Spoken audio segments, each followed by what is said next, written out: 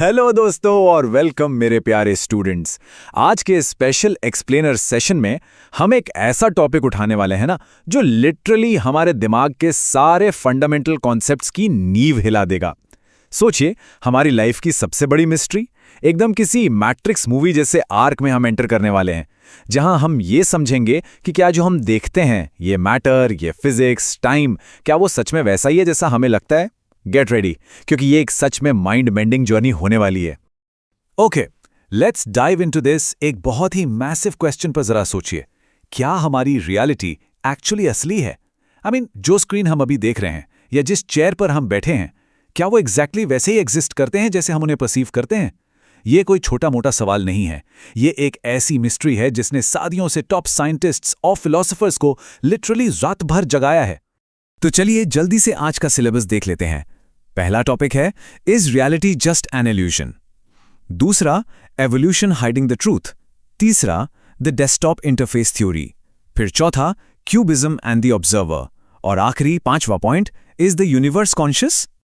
Alright, start करते हैं हमारे पहले सेक्शन से। Section 1, is reality just an illusion? देखिए, आज के टाइम में ना टॉप न्यूरोसाइंटिस्ट्स और क्वांटम फिजिसिस्ट दोनों ही रियलिटी के एक्चुअल सच को समझने में पूरी तरह से फंसे हुए हैं। एक बहुत ही फेमस फिजिसिस्ट हैं जॉन व्हीलर। उनका एक बहुत ही ड्रामेटिक और पावरफुल कोट है जो इस बात को डायरेक्टली हाईलाइट करता है।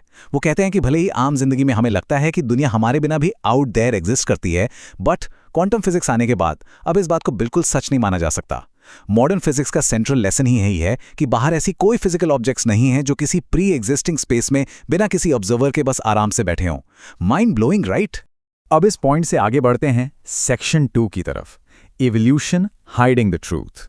अब सोचिए, अगर स्पेस में फिजिकल ऑब्जेक्ट्स इंडिपेंडेंटली एग्जिस्ट ही नहीं करते तो हमें दिखते क्यों हैं भाई? कॉग्निटिव साइंटिस्ट डोनाल्ड हॉफमन का एक बहुत ही शॉकिंग कंक्लूजन है। वो कहते हैं कि एवोल्यूशन ने एक्चुअली ट्रूथ यानी सच्चाई को हमारी आंखों से छुपा दिया है। And this brilliantly illustrates evolutions game, जिसको अगर हम स्टूडेंट लाइफ से रिलेट करें तो ये कुछ ऐसा है। फिटनेस का मतलब है बस पासिंग मार्क्स लाने के लिए रट्टा मारना और किसी तरह अगली क्लास में सर्वाइव करना। वहीं ट्रूथ का मतलब है कॉन्सेप्ट्स को डीपली समझना। एवोल्यूशन और नेचुरल सिलेक्शन ना सिर्फ और सिर्फ इस फिटनेस को फेवर करते हैं, क्योंकि नेचर को सिर्फ इस बात से मतलब है कि ऑर्गेनिज्म जिंदा रहे और रिप्रोड्यूस करे। इस बात से कोई फर्क नहीं पड़ता कि उस ऑर्गेनिज्म को यूनिवर्स का एब्सोल्यूट ट्रूथ पता चले या नहीं। So the crucial point is, ये बात मैथमेटिकली प्रूवन है चेतन प्रकाश के थ्योरम से। इस थ्योरम के हिसाब से कोई भी एक ऑर्गेनिज्म जो रियलिटी को सच में वैसा देखता है जैसी वो है, वो ऑर्गेनिज्म कभी भी उतना फिट या सक्सेसफुल नहीं होगा जितना कि वो ऑर्गेनिज्म जो रियलिटी को बिल्कुल नहीं देखता, बल्कि सिर्फ और सिर्फ अपने सर्वाइवल के लिए ट्यून्ड है। बेसिकली हमारा जो नर्वस सिस्टम है ना, वो हमें जिंदा रखने के लिए इवॉल्व हुआ है। जैसे किसी खतरनाक सांप को देखकर तुरंत भागना, ये हमें दुनिया की एग्जैक्ट सच्चाई दिखाने के लिए नहीं बना है। तो अब आते हैं अपने तीसरे सेक्शन पर, the desktop interface theory.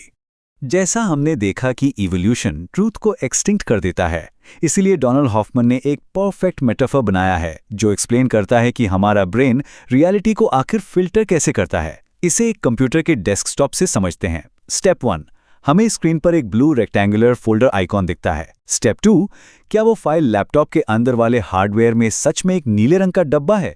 No way, of course not. वहां अंदर तो सिर्फ और सिर्फ बाइनरी कोड, डायोड्स और वोल्टेजेस का गेम चल रहा है। स्टेप 3, वो ब्लू आइकॉन तो बस एक यूजर इंटरफेस है जो उस डीप कॉम्प्लेक्स रियलिटी को छुपाता है ताकि हम बिना कंफ्यूज हुए कंप्यूटर इजीली चला सकें। ठीक वैसे ही हमारी आंखें जो ये 3D स्पेस और सॉलिड ऑब्जेक्ट्स देखती हैं ना, वो एब्सोल्यूट सच्चाई नहीं है। वो बस एक बायोलॉजिकल यूजर इंटरफेस है ताकि यूनिवर्स की ओवरवेलमिंगली कॉम्प्लेक्स डिटेल हमें पागल न कर दे और कोई शेर आकर हमें खा न जाए। द अटलांटिक मैगजीन में फीचर हुए हॉफमैन के इस माइंड बेंडिंग आर्ग्यूमेंट का पूरा सार ये है कि सर्वाइवल के लिए हमें अपने इन डेली परसेप्शंस को सीरियसली ज़रूर लेना चाहिए। जैसे अगर एक आती हुई ट्रेन दिख रही है तो उसके आगे बिल्कुल नहीं आना है, क्योंकि वो आइकन किसी की भी लाइफ वहीं ख़त्म कर देगा। लेकिन ये एक बहुत बड़ा लॉजिकल फ्लॉ होगा अगर हम उन परसेप्शंस को लिटरली यूनिवर्स का एब्सोल्यूट ट्रूथ मान लें। They are just a practical illusion. चलिए अब वापस फिजिक्स की क्वांटम दुनिया में एंटर करते हैं सेक्शन 4 में, क्यूबिज्म एंड द ऑब्जर्वर। अब बायोलॉजी को थोड़ी देर के लिए छोड़कर क्वांटम फिजिक्स की मिस्टीरियसली डीप दुनिया में चलते हैं। Now what's really interesting about this slide is cubism यानी क्वांटम बेजियनिज्म की डेफिनेशन। ट्रेडिशनल फिजिक्स हमेशा से कहती आई है कि ऑब्जेक्ट्स हमसे इंडिपेंडेंटली एग्जिस्ट करते हैं, लेकिन क्यूबिज्म एक ऐसी पाथ ब्रेकिंग थ्योरी है जो सीधा कहती है कि क्वांटम स्टेट कोई ऑब्जेक्टिव ट्रूथ है ही नहीं। इसके बजाय ये सिर्फ एक एजेंट यानी हम ऑब्जर्वर का एक पर्सनल बिलीफ या प्रोबेबिलिटी है कि जब हम किसी चीज को मेजर करेंगे तो क्या रिजल्ट आएगा। Let's walk through the core principles of cubism और देखें कि ये फाउंडेशन को कैसे चेंज करता है। पहला, कि सारी प्रोबेबिलिटीज सिर्फ और सिर्फ हमारे पर्सनल जजमेंट्स हैं। दूसरा, एक्सपेरिमेंट का जो भी फाइनल आउटकम आता है वो प्योरली उस ऑब्जर्वर का पर्सनल एक्सपीरियंस होता है। फिर तीसरा और सबसे कमाल का पॉइंट, जो मेजरमेंट मशीन लैब में यूज होती है ना, वो यूनिवर्स से अलग कोई न्यूट्रल टूल नहीं है, बल्कि वो ऑब्जर्वर की खुद की बॉडी का एक एक्सटेंशन बन जाती है, बिल्कुल एक प्रोस्थेटिक आर्म की तरह। इसका मतलब है कि रियलिटी कोई ऐसी मूवी नहीं है जिसे हम बाहर से साइलेंटली बैठकर ऑब्जर्व करते हैं। रियलिटी पार्टिसिपेटरी है। हम अपने होने से ही रियलिटी को एक्टिवली पार्टिसिपेट करके क्रिएट करते हैं। अब हम आते हैं सेशन के सबसे डीप और ग्रैंड फिलोसॉफिकल हिस्से पर। Section 5, is the universe conscious? तो सोचिए, अगर मैटर इंडिपेंडेंटली एग्जिस्ट नहीं करता और हमारी आंखें हमें बस एक कंप्यूटर स्क्रीन जैसा इंटरफेस दिखाती हैं, तो इस पूरे यूनिवर्स का सबसे फाउंडेशनल बिल्डिंग ब्लॉक आखिर है क्या? यहां एंट्री होती है पैनसाइकिज्म की।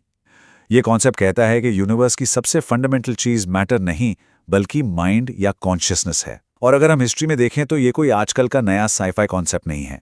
एंशिएंट ग्रीक फिलोसोफर्स जैसे थेल्स और प्लेटो से लेके 19th सेंचुरी के जायंट्स जैसे शोपेनहावर और विलियम जेम्स तक, और यहाँ तक कि आज की मॉडर्न न्यूरोसाइंस में जूलियो टोनोनी की इंटीग्रेटेड इन्फॉर्मेशन थियरी तक, ये माइंड ब्लोइंग आइडिया बार बार वापस आया है कि पूरे यूनिवर्स में चाहे सिस्टम कितना भी सिंपल क्यों ना हो, उसमें एक लेवल की कॉन्शियसनेस होती है। दरअसल मॉडर्न साइंस अब एंशिएंट विजडम के साथ कैचअप कर रही है।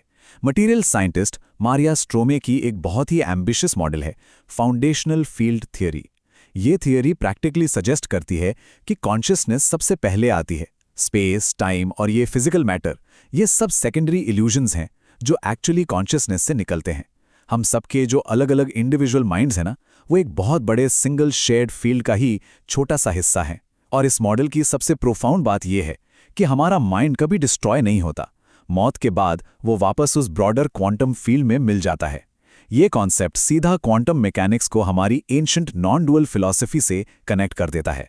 तो स्टूडेंट्स, हम आज के अपने इस माइंड बेंडिंग एक्सप्लेनर के बिल्कुल एंड पर आ गए हैं, और जाने से पहले ये एक फाइनल प्रोवोकेटिव क्वेश्चन हम सबके सोचने के लिए है। जरा उस डिवाइस की स्क्रीन को बहुत ध्यान से देखिए जिस पर हम अभी ये एक्सप्लेनर फॉलो कर रहे हैं।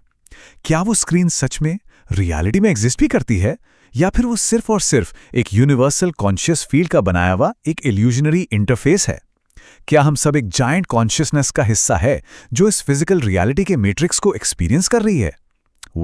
इस बारे में बिल्कुल ध्यान से सोचना बनता है। ये आज का वो सिलेबस है जिसका आंसर हमें किसी नॉर्मल फिजिक्स टेक्स्ट बुक में नहीं मिलेगा। आई होप आज कुछ टोटली नया और डीप समझने को मिला होगा। कीप लर्निंग, कीप क्वेश्चनिंग, और मिलते हैं हमारे अगले एक्सप्लेनर में।